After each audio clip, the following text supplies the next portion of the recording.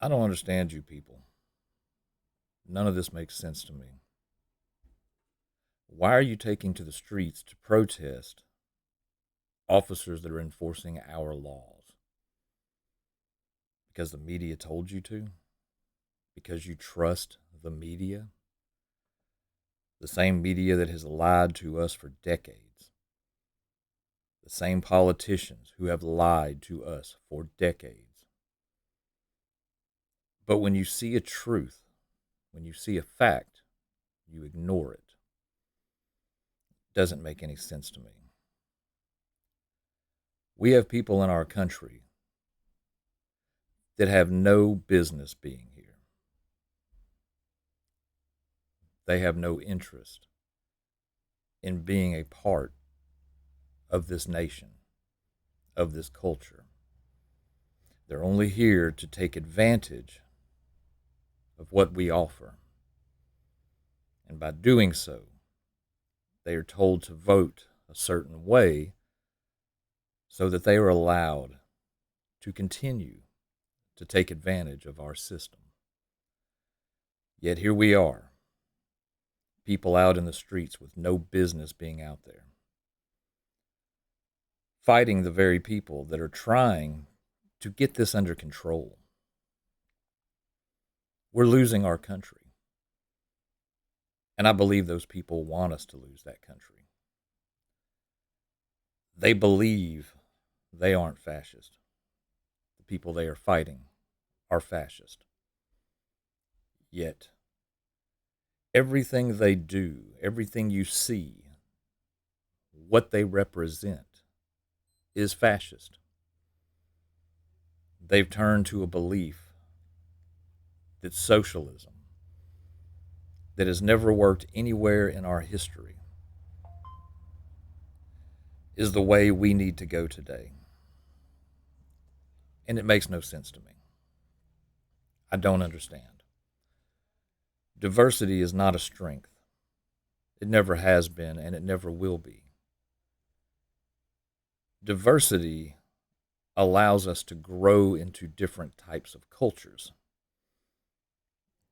Diversity gives us meanings that other people believe that allow us to adopt and adapt to. But it does not mean that it needs to be forced on a people. If you've ever walked into a room where no one there spoke your language, you're just not able to communicate with them. That's diversity. Do you really believe that is what this nation was built on? The inability to communicate? When you fill your country with people that don't share your beliefs, they have no interest in acclimating to your beliefs. Their only goal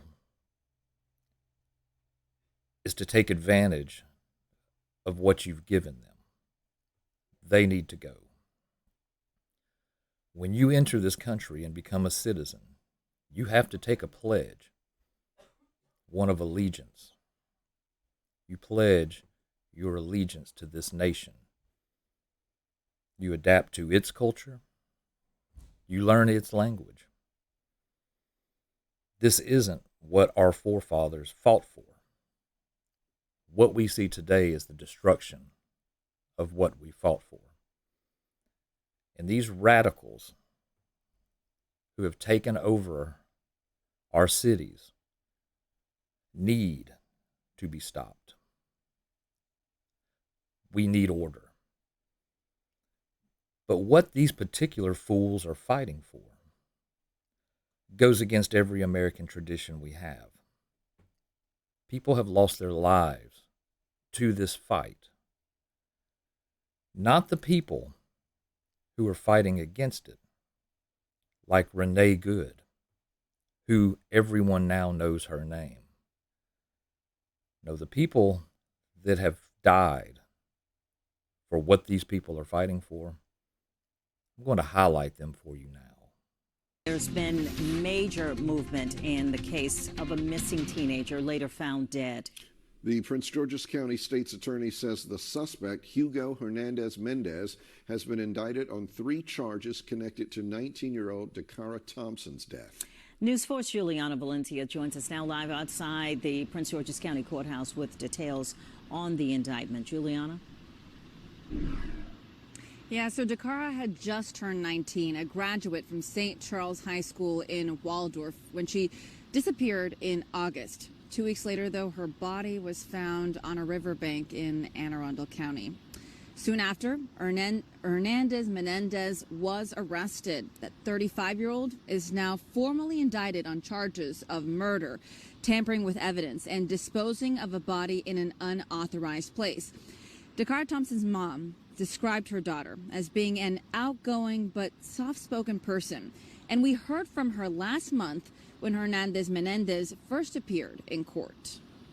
Hernandez Menendez, who was living in the U.S. illegally, was actually arrested by U.S. Park Police for a suspected DUI back in April. However, the federal government released him while he was awaiting trial. Now he is being held without bond for Dakara's murder. Back to you. A lot of people are saying that we should not stand up against ICE because we're standing for people that aren't us. And Black Panthers only stand for black people. That is a lie. He is correct. That is a lie. The Black Panthers stand for nothing except chaos. They didn't stand for Dakara. Where were they? Where was their protection for an innocent 19-year-old girl who was murdered by a man who shouldn't have been here? But they defend that man. The Black Panthers are a joke. Won't no ICE agent ever run up on me. I guarantee you they won't. I'll put a hole in their chest the size of a window. Safe line repair, safe line replace. That's what's going to happen. They touch me. Unarmed woman was killed by ICE. If you think you're about to come and brutalize the people while we're standing here, fuck around and find out. The jokes write themselves. This man is a joke. Safe line repair, safe line replace. Is that what we've come to in this country? This is your Black Panther Party? These people are a joke, yet they defend the very people crossing our border illegally and murdering our citizens. The victim is 22-year-old Laken Riley of Cherokee County. She was a nursing student at the University of Augusta's Athens campus. University of Georgia police have identified a person of interest who is being questioned. ICE is telling us that the suspect, a Venezuelan man named Jose Ibarra, was arrested by the NYPD last year, charged with endangering a minor. ICE adds that he was then released by the NYPD. However, the NYPD is telling us this afternoon that they have no record of an arrest for that individual.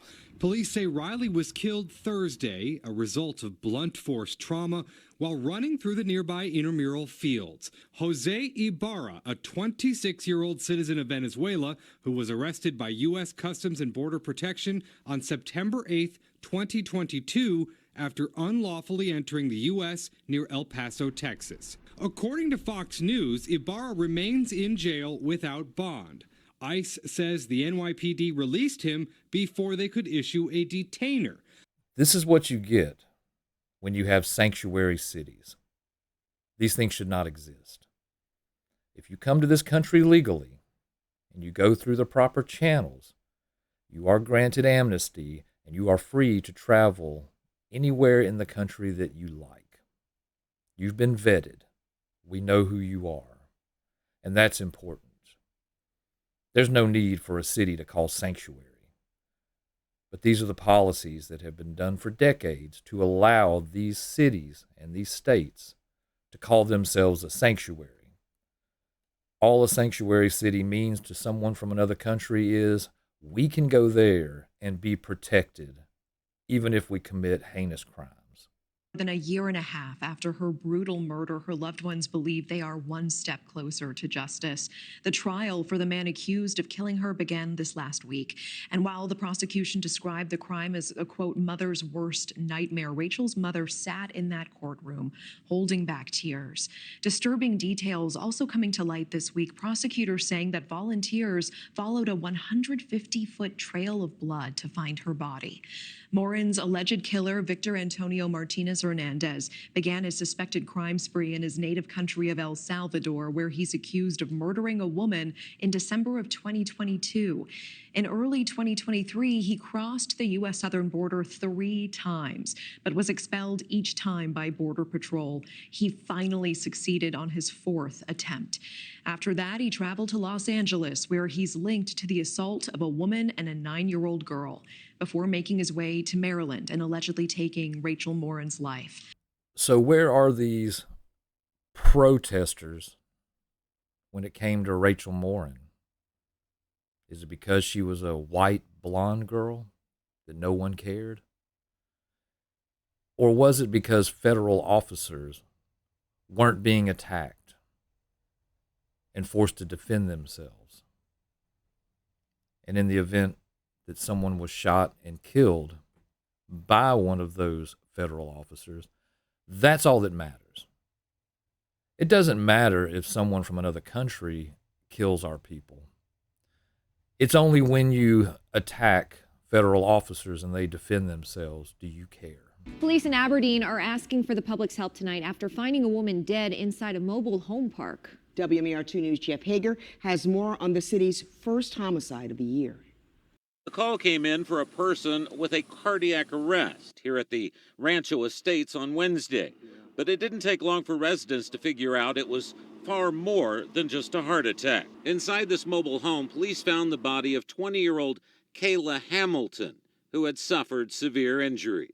I can't go in specifically, but there were signs of trauma that need to be evaluated. Police have had the body transported to the chief medical examiner's office in Baltimore for an autopsy to help determine her cause of death. Life on the spectrum had brought challenges for Kayla Hamilton, but a new job in Aberdeen had brought new hope to the 20-year-old from Virginia when tragedy struck in July of last year. Her boyfriend discovered her body in their mobile home at the Rancho Estates. Months later, investigators have matched DNA found at the scene to a suspect who has now been arrested and is being held at the Harford County Detention Center with no bail. It was a 17-year-old male that is an undocumented person in the United States from El Salvador, and also it was determined through investigation they had ties to MS-13. Kayla's mother says a detective told her that the way the killer left her daughter's body inside the home was just plain evil. An autopsy determined she died from strangulation and she had been sexually assaulted. 17 years old, member of MS-13, and wandering around our country free as a bird. This is what you get. But this is what these people who are protesting ICE are totally fine with. Stop just throwing a random dead person's name on something for your own political expediency. A grieving mother is speaking out, furious at comments made by Texas Congresswoman Jasmine Crockett, who dismissed her daughter as a random dead person during a heated debate on Capitol Hill. And these are the types of people you vote into office to defend us, to defend our nation from invaders. This horrible human being is now running for the Senate, and you'll still vote for her because you're stupid. Images showing a 12-year-old girl in a convenience store the last time she was seen alive. Investigators are trying to figure out how Jocelyn Nungary wound up strangled in a bayou. And tonight, we're hearing from Jocelyn's mother. Victor Jacobo joins us live from the area where Jocelyn was last seen in North Harris County. Victor, what do we know now? Yeah, that's right. I'm here at the convenience store where Jocelyn was last seen on surveillance video just hours before her body was discovered in a bayou that's just down the road from where I'm standing right now. It's also here where I spoke with Jocelyn's mother, Alexis. Tonight, we're also getting a look at new surveillance images. Take a look at your screen showing Jocelyn at this convenience store with someone police identify as a person of interest. Jocelyn's mother said the 12-year-old likely snuck out of the residence and went to this 7-Eleven convenience store. The mother said she understands Jocelyn was talking on the phone with her 13-year-old boyfriend that night and that the boyfriend heard Jocelyn interacting with two adults, but Jocelyn's mother has not been able to get in contact with him to learn more.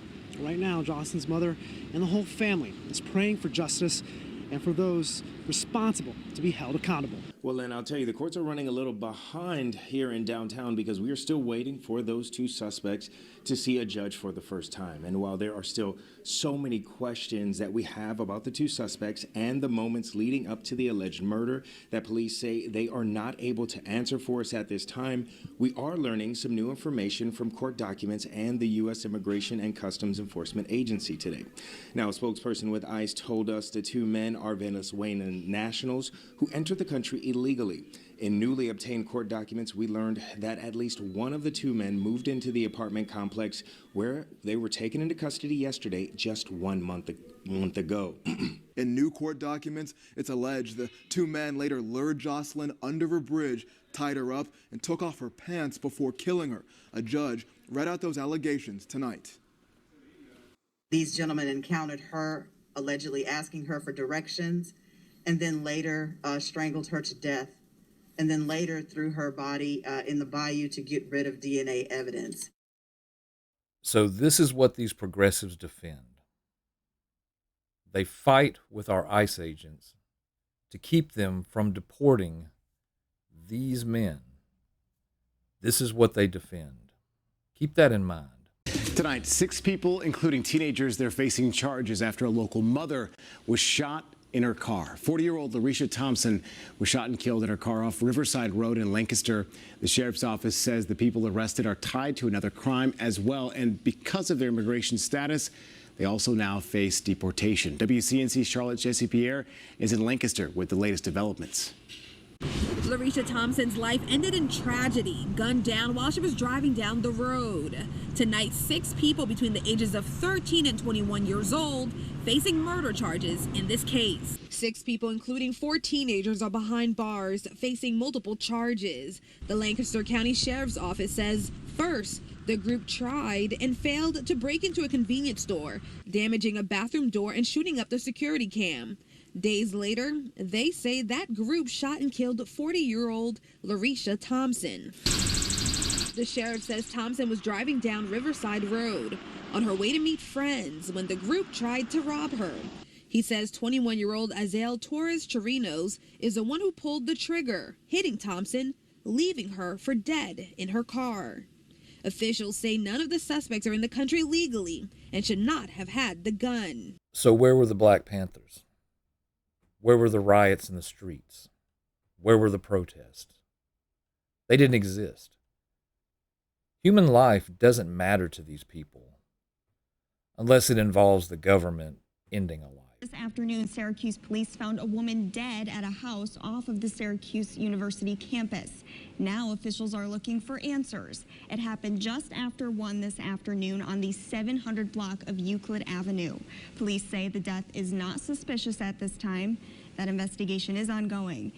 Surveillance video obtained by a Syracuse TV station is believed to be the last time Jocelyn Toakiza was seen alive. She is with 21-year-old John Chakaguse Ilbis on June 18th at an Airbnb in Syracuse for her 21st birthday. Hours later, censored video shows the Spring Valley man carrying her out of the home.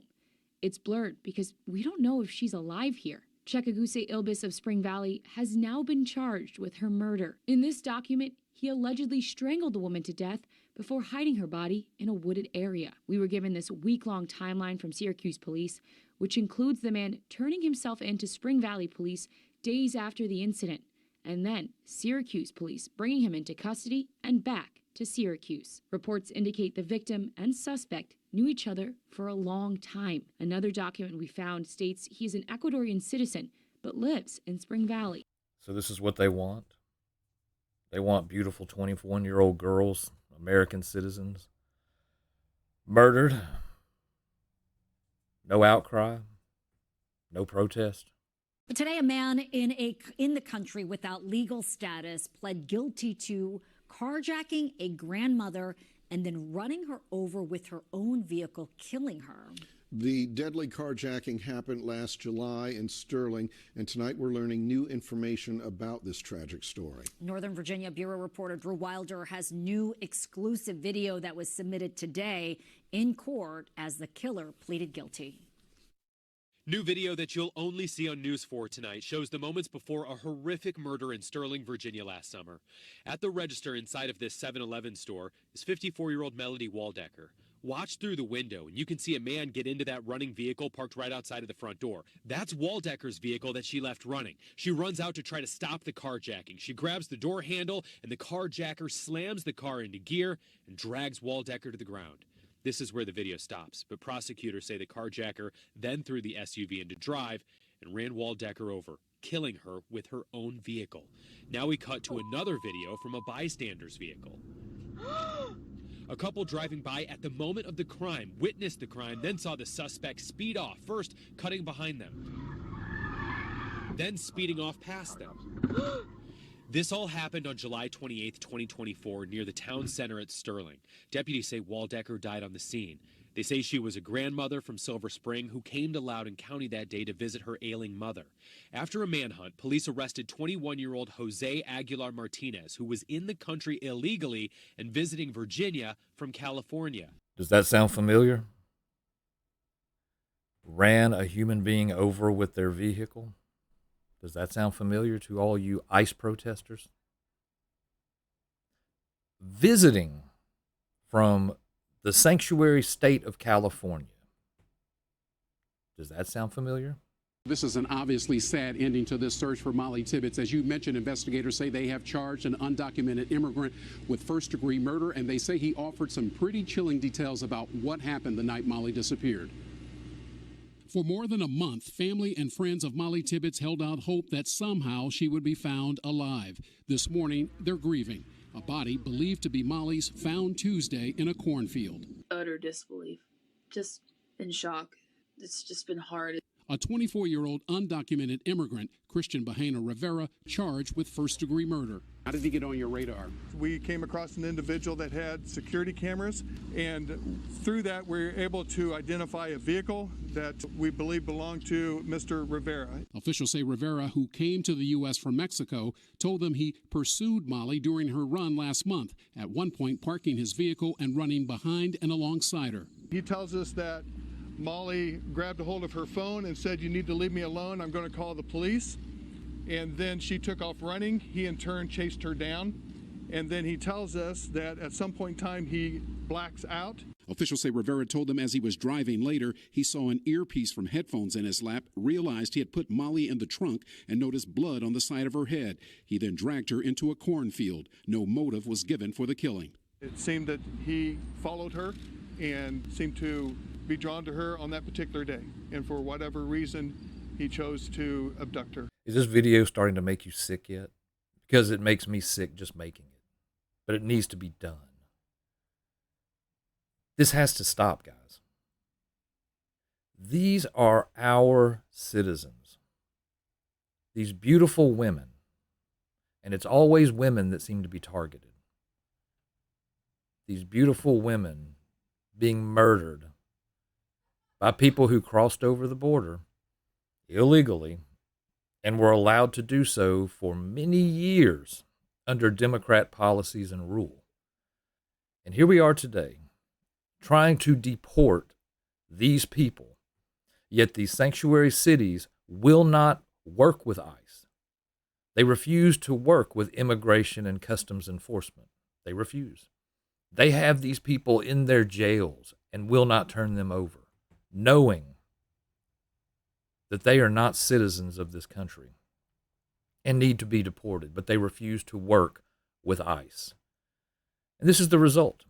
We are learning how an Edna High School cheerleader was murdered in cold blood. We've been following this case for several days now. Ugochi Iloka with more on the murder and how the suspected killer was captured. Rafael Govea Romero is charged with murder in Medina's death. The Texas Rangers and Edna police arrested Romero Sunday morning in Schulenburg, which is about an hour away from Edna.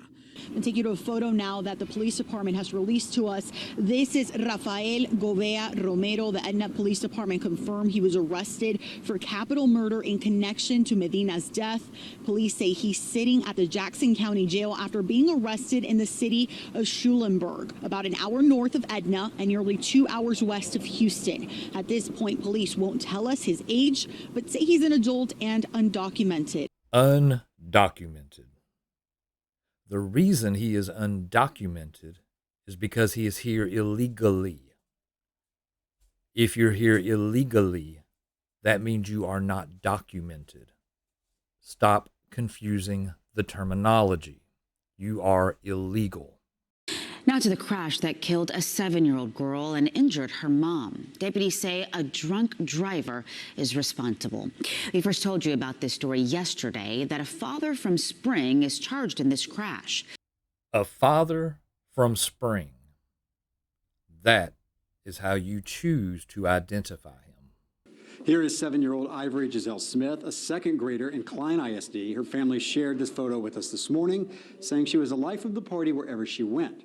The crash that took her life happened around 2:40 on Sunday morning at Bamel, North Houston and the Sam Houston Parkway.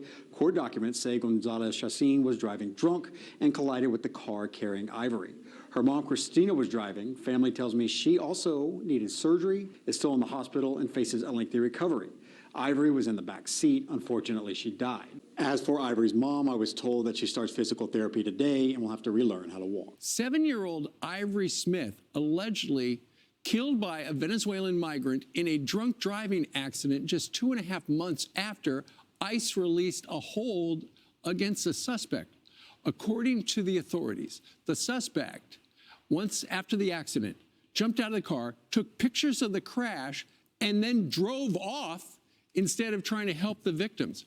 So this illegal intruder jumped out of his car to take pictures of the crash, offered no help to his victims, and drove off. This is who these people are defending. It's mind-boggling to me.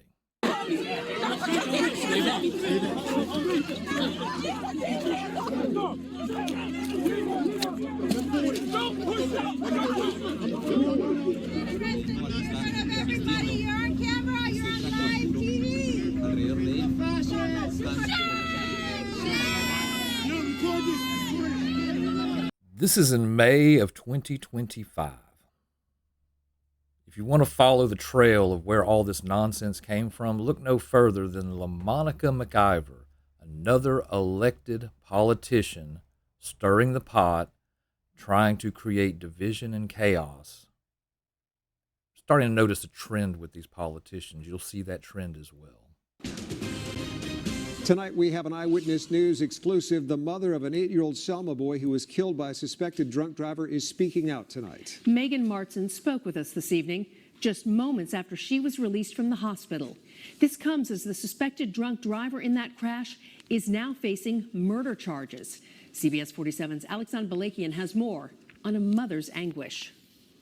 We definitely are broken, and we'll miss him dearly. He was our world and our only child. Megan Martin speaking for the first time since her son Maverick was killed in a horrific crash Saturday night at the intersection of Bethel and Rose in Selma. Megan and her husband Scott badly injured but released from the hospital Wednesday afternoon.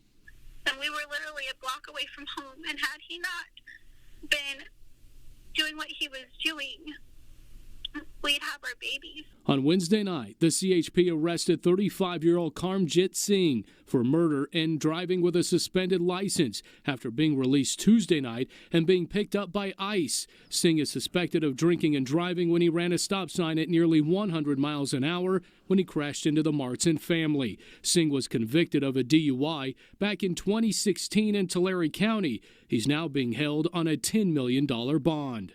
And I have a message for ICE. To ICE, get the fuck out of Minneapolis. We do not want you here.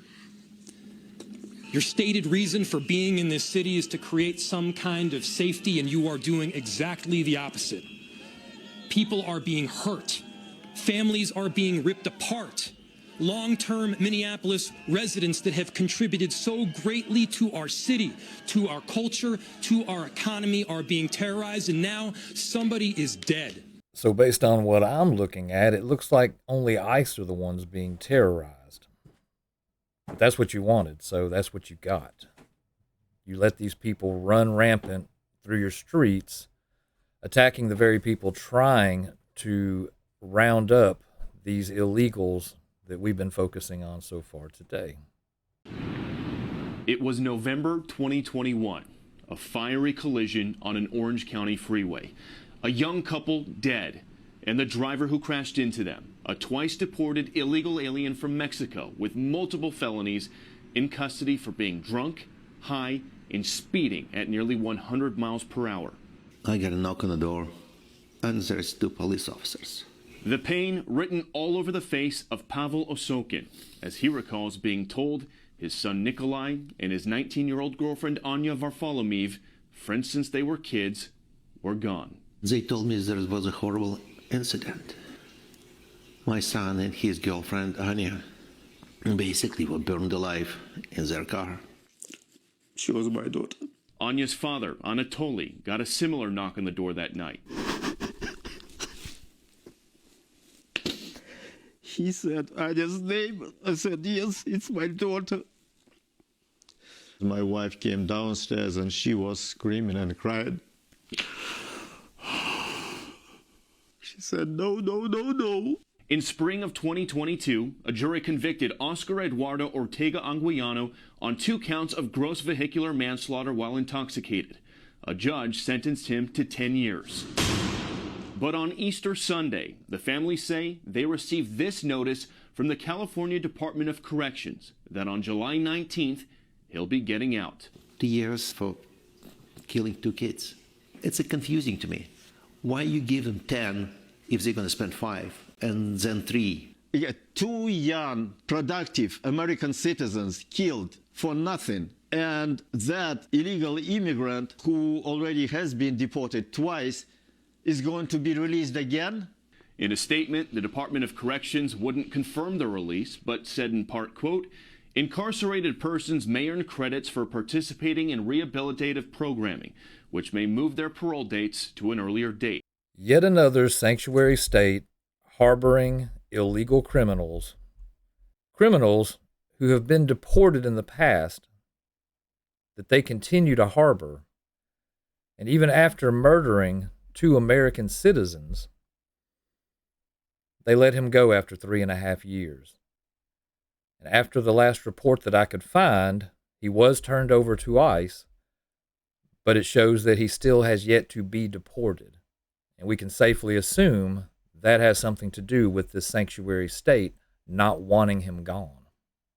20-year-old Katie Abraham, a junior at Ohio University, was visiting friends at the University of Illinois last weekend when the car she and her friends were riding in was suddenly hit. They were at a stoplight, and there was someone who was driving drunk who hit them from behind at full force. And following the accident, he fled on foot. Katie died at the scene, and her friend, 21-year-old Chloe Polson of Deerfield, died the following day.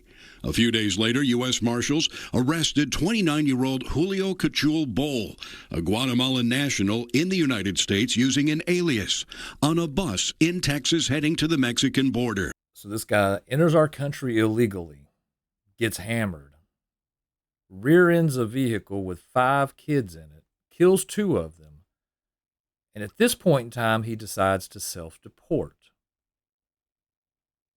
You can't make this stuff up, guys.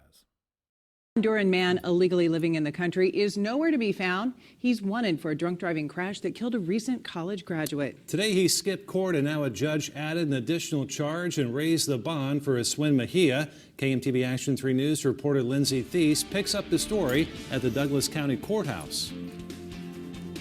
Mejia was facing DUI and vehicular homicide charges for this case. When he didn't show this morning, the reaction from the victim's family was anger and sadness. Amidst tears and hugs, the family of Sarah Root had shaking heads and strong words for the system that has left this family feeling without justice. So my kid was worth $5,000 and 4 days in jail? No, I don't think so. Police say Eswin Mejia was street racing when he slammed into the back of Sarah Root's SUV at 33rd and L Streets on January 31st. That crash killed Root. She's a recent Bellevue University graduate. Prosecutors say Mejia was 3 times over the legal limit. He bonded out but failed to show up this week for a sobriety test. That on top of this missed court appearance in Judge Marcuso's court in the morning. Get him back. Get him back here. Be a man. Stand up, do your time. Do the right thing. So a Honduran man, not an American citizen, kills a beautiful young lady. He gets bailed out, released, where he can now flee. I don't understand this country sometimes. I don't understand these things. How was he released? Why was he not in ICE custody? These protesters, they kill me because they don't care about people like Sarah Root.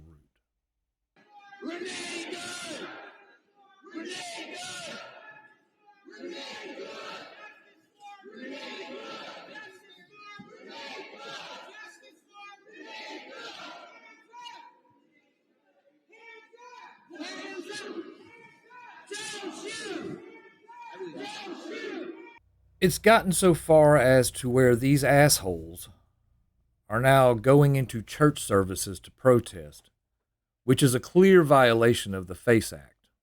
I hope every one of these dickheads are prosecuted to the fullest extent of the law. And what is it they're protesting?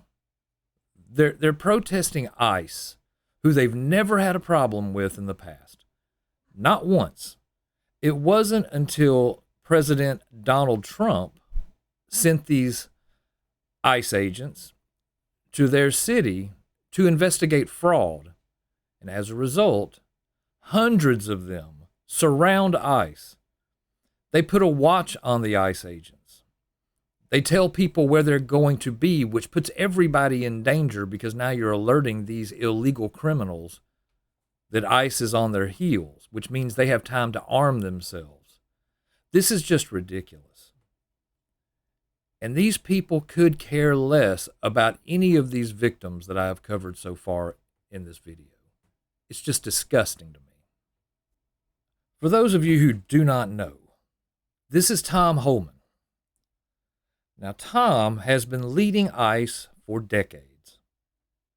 This is Barack Obama pinning a medal on Tom Homan for his work with ICE. Obama is known to be the deportation king. At no point in time were there any protests. None of this occurred. He was the deporter-in-chief, and that was his top guy.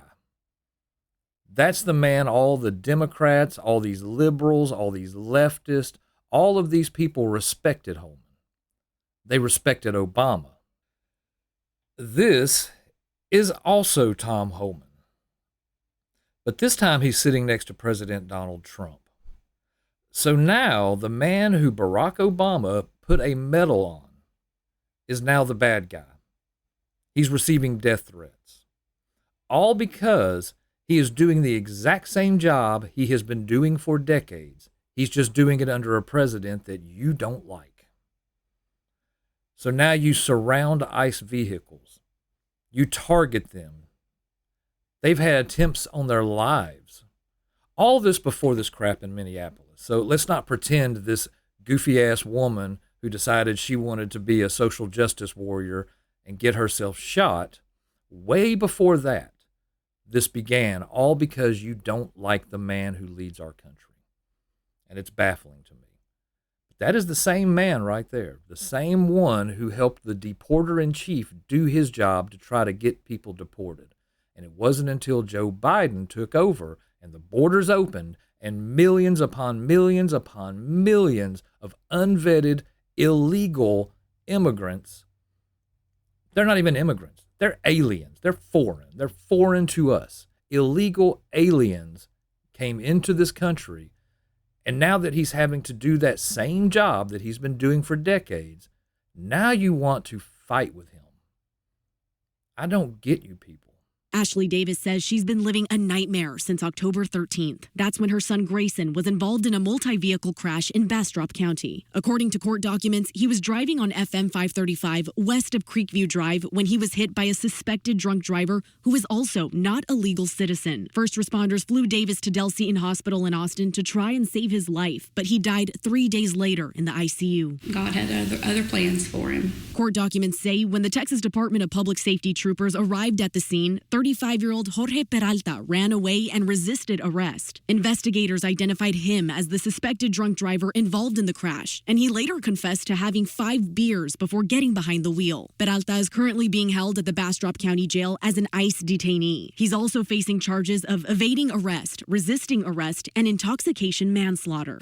Well, I sure am glad that these illegal aliens feel comfortable enough in our country to drink and drive, because I'm sensing a pattern here. Condolences are pouring in after the death of St. Louis police officer David Lee. He was hit by a car while responding to a single-car crash on I-70 Sunday morning. Just in the last hour, charges were filed against the driver accused of hitting him, Ramon Arnaldo Chavez Rodriguez. He's facing several charges, including DWI, speeding, and driving without a valid license. What they fail to mention is he's a Honduran national here illegally. I'm sure they just left that out. It wasn't on purpose. It was an oversight. 46-year-old Melissa Powell and her 16-year-old son Reardon were killed. 37-year-old Jose Menjivar is charged with 2 counts of vehicular homicide and driving under the influence. Denver 7's Political Brodown reports. Almost 10 days later, It's awful. It has shattered this family. a memorial near the corner of Miramonte and Main Street in Broomfield sits night after night. You know, you hear stories about drunk driving accidents all the time. It's when it hits somebody that you directly know, it brings it home. Erin Wise-Jones, a school psychologist, worked with 16-year-old Riordan Powell when he was in middle school. The most amazing, quirky kid. She says his mom, Melissa, she had the most remarkable sense of humor. Picked him up from Broomfield High School for a doctor's appointment on the afternoon of December 12th. A car came south on Main Street going in excess of 80 to 100 miles an hour out of the blue and T-boned him, and they rolled into the trees in the nearby golf course. The suspect, Jose Menjivar, has a criminal history that shows 4 other cases related to driving under the influence from 2007 to 2019. The whole thing is just a crime to me, that somebody could be out on the street with his license revoked after multiple arrests and still allowed to drive. I'm also starting to notice a trend with these news reports. They like to leave out facts like these people are illegal aliens, because this man was. What a handsome, striking man. He was deported previously in 2009, 2012, 2014, and 2015, yet always magically found a way to get back across our border into our country. This is where you have to thank President Donald Trump and Border Secretary Tom Homan. The reason we're not going to have this problem as frequently as we have in the past is because of the work of those 2 men to try to secure this border. These aliens cross our borders, get drunk, and drive 100 miles an hour into our citizens. This is a trend. The news reporters not reporting that these are illegal aliens is also a trend. These are things the media tries to hide from you. But I've got dozens and dozens more. I'm only going to be able to do a few more for you guys just because there's so many and I just don't have the time. It's that ridiculous. Everyone, this is just coming into the newsroom here. A Moffat man killed when pickup crashes through his home and then flees. Go ahead and take a quick look here at some of the photos that I'm about to show you here on the screen here, taking you over to Moffat, Texas. Well, according to the Angelina County Sheriff's Office, a man is dead and another man is in jail, accused in connection with his death. The Sheriff's Office said at 6:54 a.m. Thursday, they received a call to a home on FM 842. A pickup had driven off the road, as you see here on your screen, that is the pickup, and struck a tree and then drove completely through a nearby home. The resident of the home, Robert Bowles, 70, was killed in the crash. The driver of the pickup then fled the scene. Now, with him fleeing the scene, DPS troopers assisted by the Texas Ranger Station in Lufkin, and they began an investigation of the scene while other officers followed the trail of damaged vehicle north on FM 842.